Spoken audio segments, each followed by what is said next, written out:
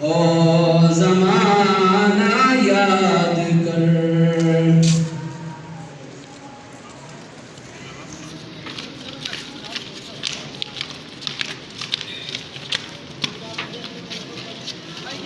اگر لا الہ الا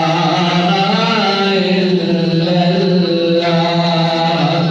لا الہ الا اللہ، یا محمد سرور صلی علی، یا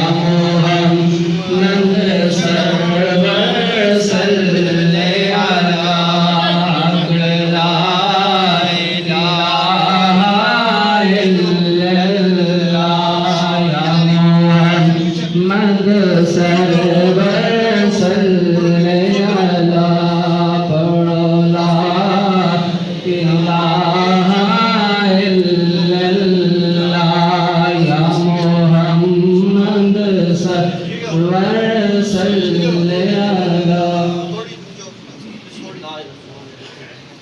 والصلاة والسلام على سيد الأنبياء والمرسلين وعلى آله الطيبين وأصحابه الطاهرين،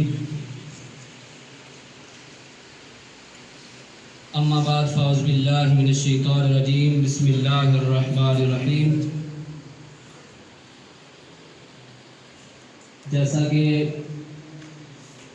آپ سبھی حضرات اس بات سے باخبر ہیں کہ آج ٹھیکیدار دلاور صاحب کے فرزند ارجمند بھائی آفتاب اس دنیا سے پردہ کر گئے ہیں۔ یقین جانیں آج اس کمی کو میں محسوس کر رہا ہوں کہ میں اس ٹھیکریاں والی مسجد میں 2 سال 6 مہینے اور آج تیسرا دن ہے مجھے۔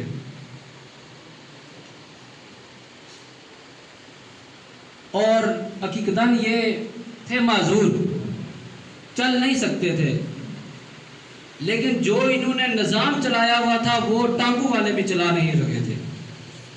پورے محلے میں کوئی ٹانگوں والے موجود تھے لیکن وہ کام نہیں کر رہے تھے جو یہ کام کر رہے تھے۔ ان ہزاروں ٹانگوں والوں سے یہ معذور بہتر تھا کہ جس وقت اب تو ماشاءاللہ ہماری مسجد بھی نئی بنی گئی ہے اور نظام بہتری چل رہا ہے، لیکن جس وقت یہ مسجد غیر آباد ہو چکی تھی واحد یہ بندہ تھا جس نے اس مسجد کو آباد کیا۔ آج اس بات کو میں دکھ کے ساتھ یہ کہہ رہا ہوں کہ اللہ تعالیٰ ایسے بندوں کو چن لیتا ہے اپنے کاموں کے لیے کہ جو بظاہر چل نہیں سکتا، جو بظاہر کوئی کام کر نہیں سکتا، اپنی ٹانگوں پر کھڑے ہو کر نہیں کر سکتا، لیکن رب تعالیٰ ایسے بندوں سے بھی کام لے لیتا ہے۔ اور رب تعالیٰ نے کام لیے، اور آج جب اس دنیا سے پردہ کر گئے ہیں، آج ہر بندہ محلے کا یہی کہہ رہا ہے کہ واقعی قیوم ایسا ہی تھا۔ دیکھیں رب تعالیٰ نے قرآن میں بھی یہی فرمایا، اور میں نے 2.5 سالوں میں یہ 2 باتیں بڑی نوٹ کی ہیں کہ ایک نرم دل بہت زیادہ تھا، اگرچہ اس پر کوئی غصہ بھی کرتا لیکن اسی نے کبھی بھی کسی کو گالی اور غصے کے ساتھ جواب نہیں دیا، اور ہر بندے کے ساتھ نیک دلی کے ساتھ مشورہ ہر وقت، یعنی کہ کسی کو بہترین مشورہ دیتا۔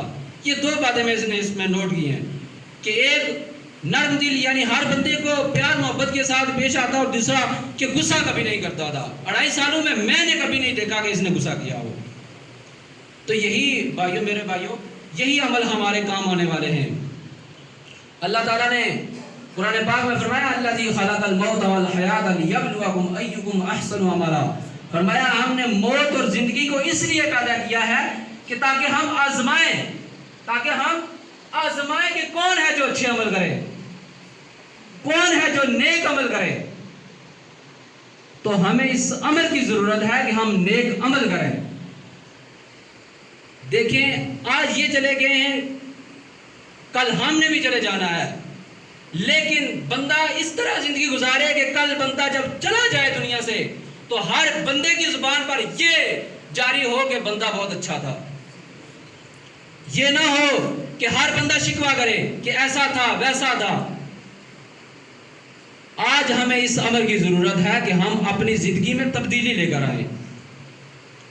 اور تبدیلی کس طرح آ سکتی ہے؟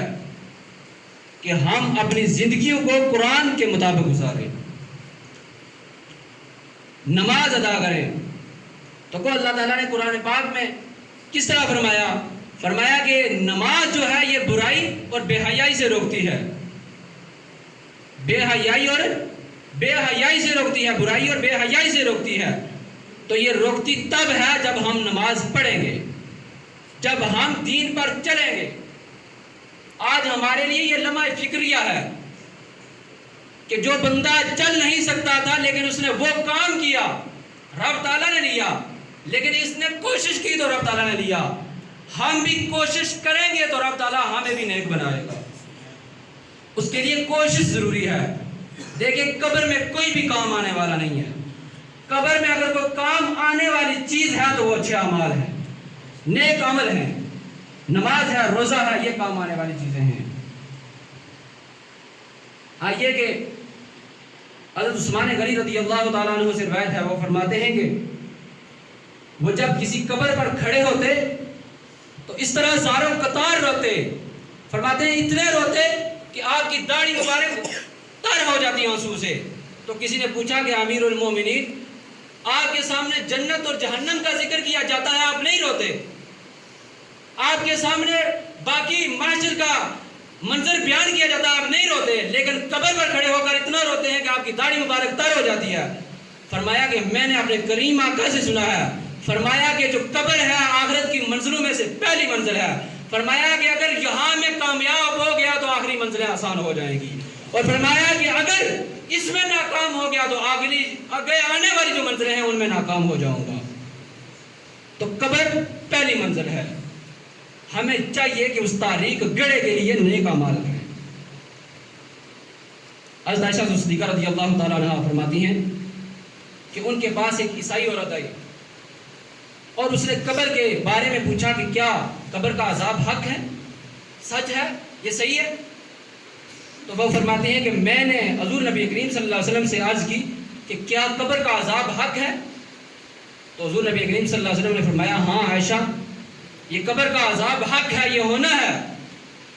تو وہ فرماتی ہیں کہ جس وقت اس عورت نے یہ الفاظ سنے، عیسائی عورت نے، تو اس نے مجھے یہ دعا دی کہ یا اللہ، اے اللہ اس عورت کو عذاب قبر سے محفوظ فرما. تو وہ فرماتے ہیں کہ حضرت عائشہ صدیقہ فرماتی ہیں کہ اس کے بعد میں نے رسول اللہ کو ایسی نماز نہیں دیکھی کہ رسول اللہ نے نماز پڑھی ہو اور عذاب قبر سے دعا نہ مانگی ہو. عذاب قبر سے دعا نہ مانگی ہو.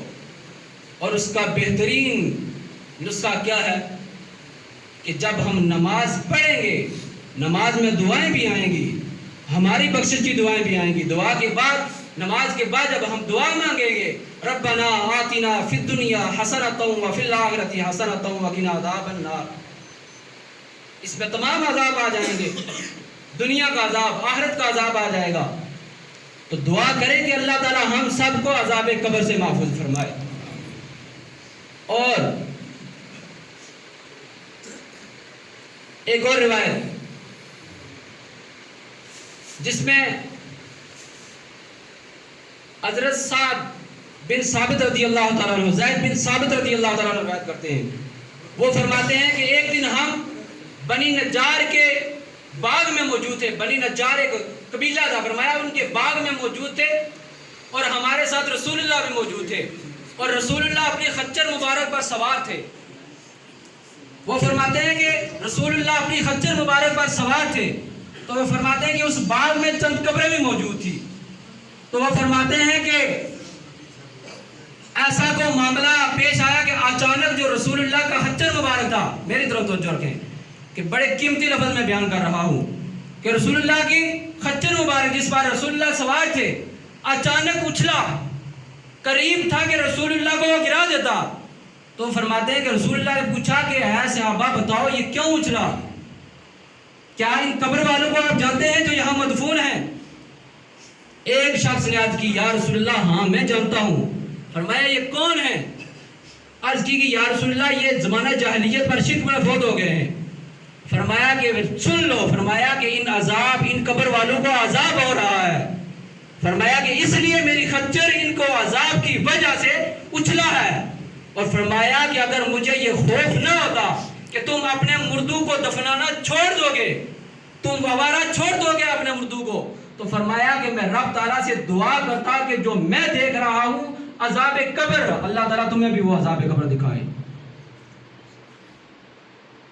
فرمایا کیا کہ جو میں عذاب قبر دیکھ رہا ہوں، کہ جو عذاب ہو رہا ہے قبر والوں کو، فرمایا کہ میں رب تعالیٰ سے دعا کرتا کہ تمہیں بھی دکھائے. لیکن کیوں نہیں دعا کرتا؟ اس لیے کہ تم اپنے مردوں کو دفنانا چھوڑ دو گے. اتنا خوفناک منظر ہے. اور ایک بات یاد رکھیں، کوئی جہاں مرضی جلا دیا جائے، جو مرضی کر دیا جائے، کسی کو شیر کھا جائے، لیکن عذاب قبر سے کوئی محفوظ نہیں ہو سکتا. سوال و جواب ضرور ہونے ہیں. دیکھیں نا، جو ہم درس نظامی کی پہلی کتاب پڑھتے ہیں اس میں یہ شعر، نام حق کا یہ شعر ہے. وہ فرماتے ہیں، بزرگ فرماتے ہیں کہ روز محشر کہ جا گداز بواد اولین پرسش نماز بواد. فرمایا کہ جس دن روز محشر قیامت کے دن جب جان پگھل رہی ہوگی، فرمایا اس وقت بھی اگر سوال ہوگا تو نماز کا ہوگا. سب سے پہلے کس چیز کا سوال ہوگا؟ بولیے، نماز کا سوال ہوگا. تو ہمیں چاہیے کہ ہم نیک اعمال کریں، نماز روزے کی پابندی کریں، عذاب قبر کو نہ بھولیں. آج دنیا کی رنگینیاں بہت اچھی لگتی ہیں، دل نہیں کرتا، لیکن یہ بھی پتہ نہیں ہے کہ کہاں زندگی کا آخری موڑ ہو جائے، کہاں زندگی ختم ہو جائے. یہ دیکھیں نا، ہمارے بھائی پہلی دفعہ بیمار ہوئے، پہلے کبھی نہیں اتنے بیمار ہوئے. جب بیمار ہوئے چند دن گھر میں رہے، پھر اسپتال میں گئے اور کل ہمارے سامنے موجود آ گئے رات کو. زندگی کا کوئی بھروسہ نہیں ہے، کوئی بھی بھروسہ نہیں ہے. آج سب سے بڑا یہی ہمارا یہ المیہ ہے کہ ہم کیا کہتے ہیں، نوجوان ہیں تو وہ کہتے ہیں ابھی بڑی عمر بڑی ہے، ہم نیکیاں کر لیں گے. لیکن اس بات کی کوئی گارنٹی ہے کہ آپ کی زندگی بڑی ہو جائے گی؟ کیا آپ کے پاس اس کا سرٹیفکیٹ ہے کہ آپ جوان ہوں گے، بوڑھے ہوں گے؟ نہیں. کیا پتا آپ گھر سے نکلے ہیں، کوئی حادثہ پیش آ جائے، موت ہو جائے. تو ہمیں اس طرف آنا چاہیے کہ ہم اپنی زندگیوں کو بدلیں. دیکھیں کہ نماز ایسی واحد چیز ہے کہ جس کی وجہ سے بندے کی زندگی میں تبدیلی آ سکتی ہے. کہ نماز ایسی چیز ہے کہ روزے کے بارے میں ہے کہ اگر بندہ بیمار ہے چھوڑ دے، وقتی رخصت ہے. اور بہت ساری ایسی چیزیں ہیں جن میں رخصت ہے. لیکن نماز کے بارے میں کیا فرمایا؟ اگر کھڑے ہو کر نہیں پڑھ سکتا بیٹھ کر پڑھے، بیٹھ کر نہیں پڑھ سکتا اشارے کے ساتھ پڑھے. تو ہمیں چاہیے کہ ہم اس بات پر غور کریں. تو میں انہی الفاظ پر اپنی گفتگو کا اختتام کرتا ہوں. آخر دعوانا ان الحمدللہ رب العالمین.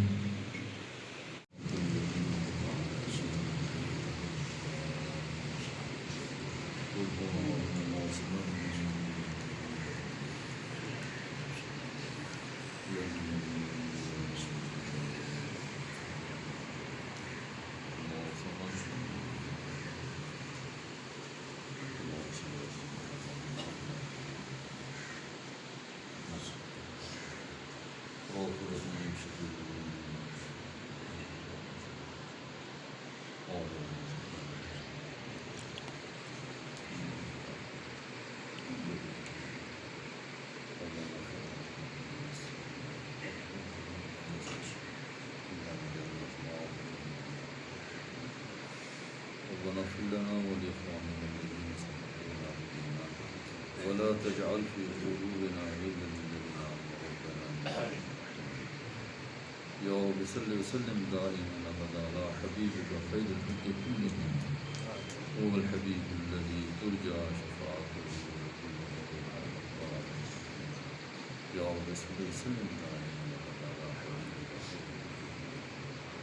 يا رب بالمصطفى بلغ راشدنا واغفر لنا ومضى يا واسع الكرم يا واسع الكرم يا رب صل وسلم دائما على حبيبك خير سبحان ربك رب العزة عما يصفون وسلام على المرسلين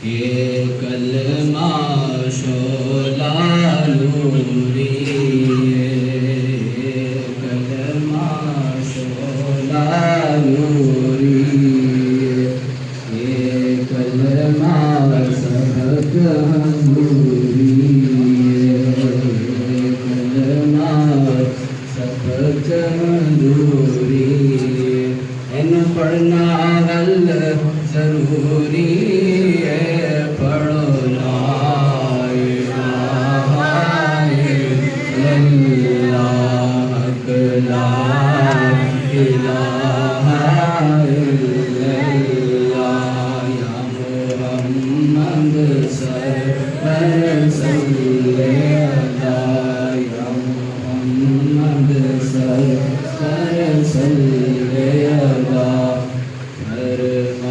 فرمان نبی دیا خبراں دا فرمان نبی دیا خبراں دا یہ کلمہ ساتھی قبراں دا یہ کلمہ ساتھی قبراں دا ریسی نہ فرق زیراں تے زہراں دا پڑھنا لا الہ الا اللہ سبھی کر پڑھو لا الہ الا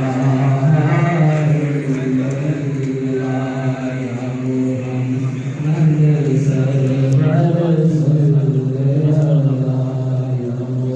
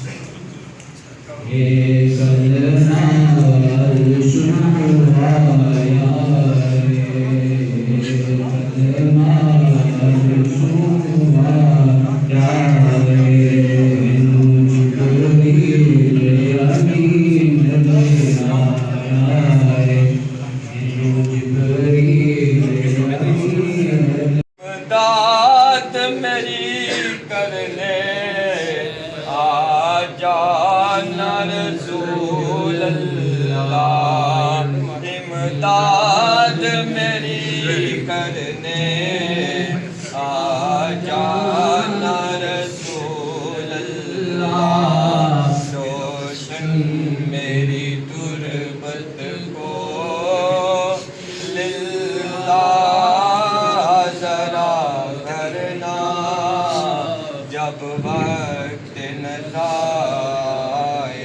آقا دیدار عطا کرنا، کا محشر میں برم رکھنا، رسوائے زمانہ ہوں دامن میں چھپا لینا، رسوائے زمانہ ہوں دوزخ سے بچا لینا، مقبول دعا میری اے میرے خدا کرنا، جب وقت نظر